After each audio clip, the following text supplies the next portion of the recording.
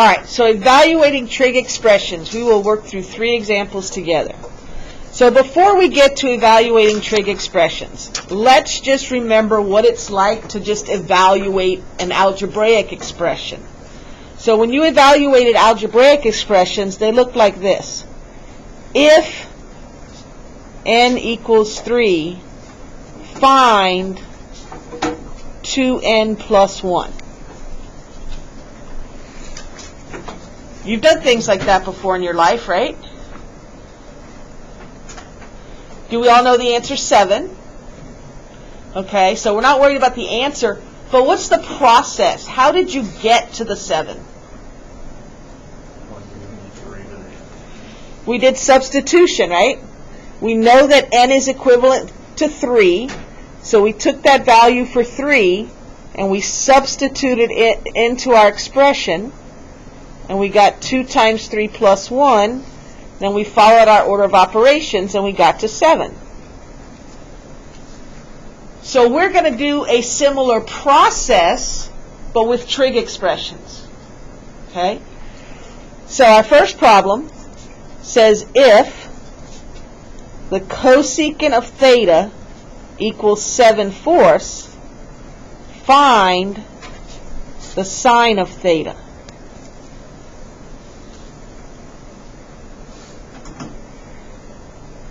So the first thing that we want to do is we want to take our yellow chart and we want to find an identity that has cosecant and sine in it. When you found that, give me a thumbs up.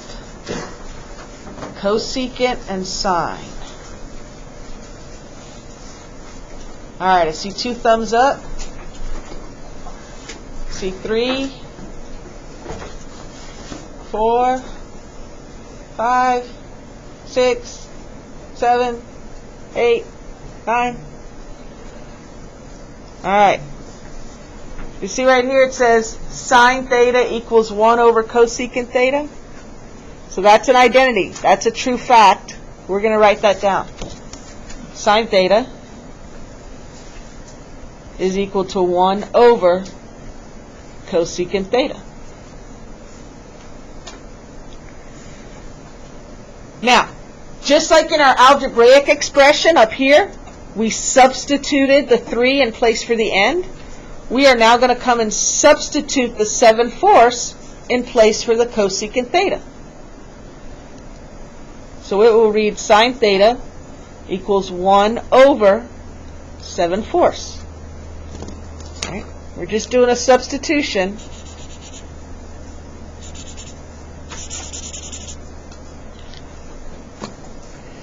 Cosecant theta, you come out of the game. 7/4, you come in the game. Substitute. Alright, we know that division means to take the numerator and multiply by the reciprocal of the denominator. And so sine of theta is equal to 4/7. We're done.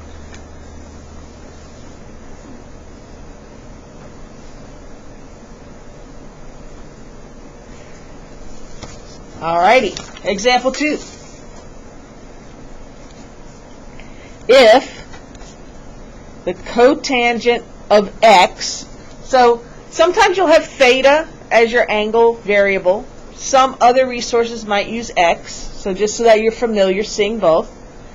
Cotangent x equals 2 over 5 times the square root of 5.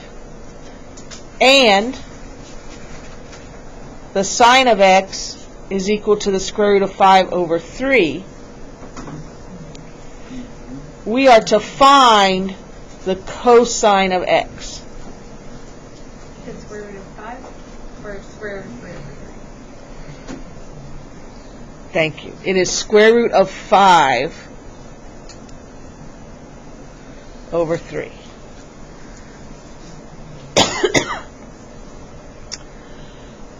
So we want to start by looking at our formula chart and finding something that relates cotangent with sine and cosine. Find something that has cotangent, sine, and cosine.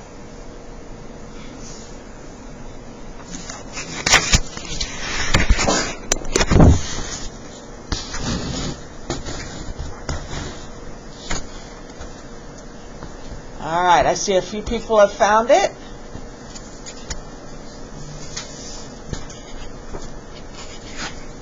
All right, if you haven't found it yet, look on the side with your unit circle up top, right-hand corner. You see that your cotangent of theta is equal to your cosine divided by your sine? All right, so let's go ahead and write that identity down. Cotangent theta is equal to cosine theta over sine theta. So on our yellow sheet, it's written with theta. We have x. It's just a variable, same thing. Now, I could substitute my numbers in right away and then manipulate my numbers, but I think it's easier.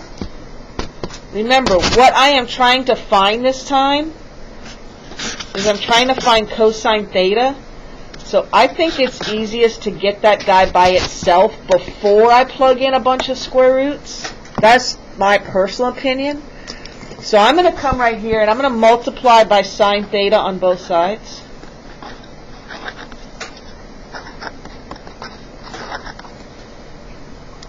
So remember, now I have an equation. So when you have an equation, you can do the same thing on both sides. So sine theta will divide by sine theta and make 1. And so this side is cosine theta, which is what I'm looking for. So then on this other side, I'm going to go directly in and substitute my values. So sine is square root of 5 over 3.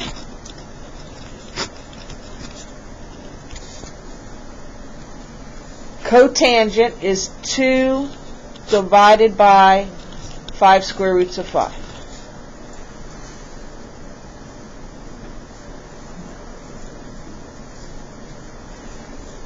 Square root of 5 divided by square root of 5 is 1.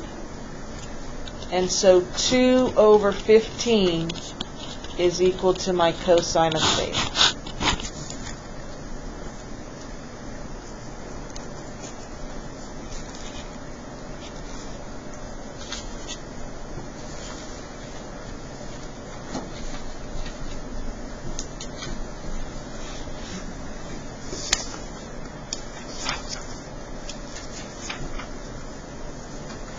Alright, so our third and final example is a little bit more complicated.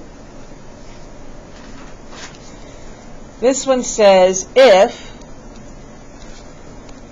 the tangent of theta is equal to negative 8 and the sine of theta is greater than 0, find sine of theta and cosine of theta.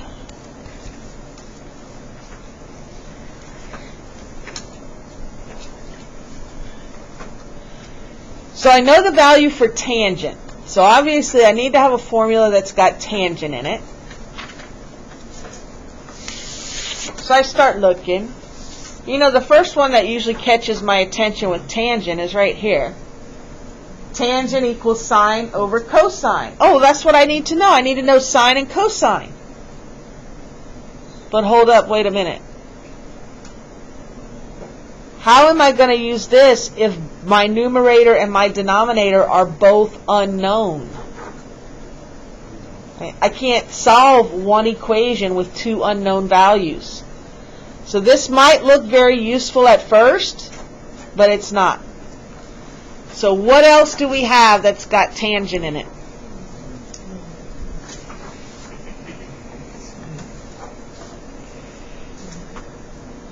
Well, we have these reciprocals, but what good is cotangent going to do me? That's not going to do me any good. Oh, look, I have this Pythagorean one. So I'm going to write that down. Tangent squared theta plus 1 equals secant squared theta. And you might say, well, Miss Collier, it didn't even ask me to find secant. I know, but if you find secant, then can you find cosine? So it's going to take multiple steps here, right? Okay, so we know that the tangent of theta is negative 8. So I'm going to substitute that. So that's negative 8 squared plus 1. Negative 8 squared is 64, plus 1 is 65. So 65 is equal to secant squared theta. I'm going to come in here and take the square root of both sides. Remember, when you take the square root, it's plus or minus that square root.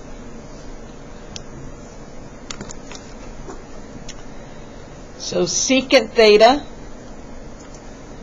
is plus or minus the square root of 65, which is lovely, but they didn't ask me to find secant theta. They asked me to find cosine theta. All right. I have a reciprocal relationship, right? Cosine theta is 1 over secant theta. So you want me to find cosine theta. That'll just be 1 over plus or minus the square root of 65. And then we have to rationalize the denominator. So remember, you're just going to multiply by square root of 65 over square root of 65, which is a form of the number 1. And so that's going to equal plus or minus square root of 65 over 65. That's our cosine theta.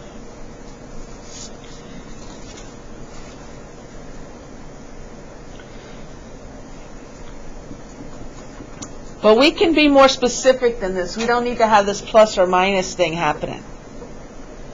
We got to figure out what quadrant theta's in. So let's think about our unit circle here.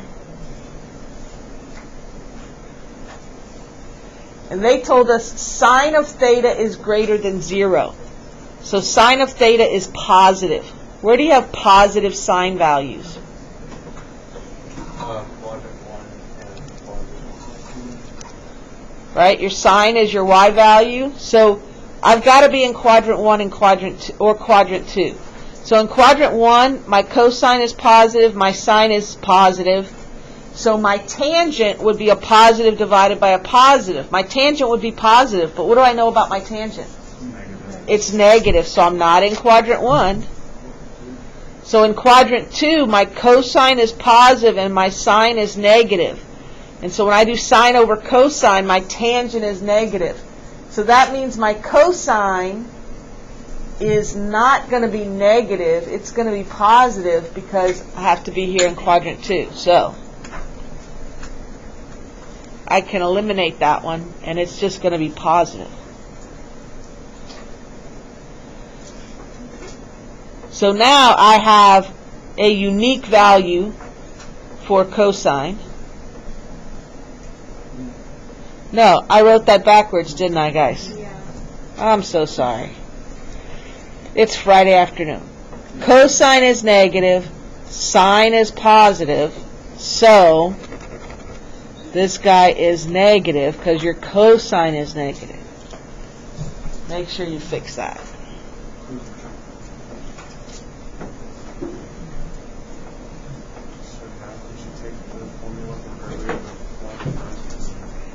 So now we need to find sine, and now we can use the formula for earlier.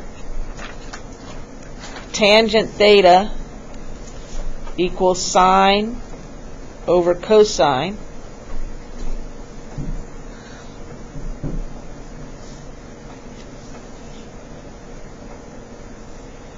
And again, I want to find sine, so I'm going to go ahead and multiply both sides by cosine theta. So I can get sine theta isolated. Alright, so my cosine is negative square root of 65 over 65. and my tangent was negative 8. And so my sine, a negative times a negative, will be positive 8 times the square root of 65 over 65.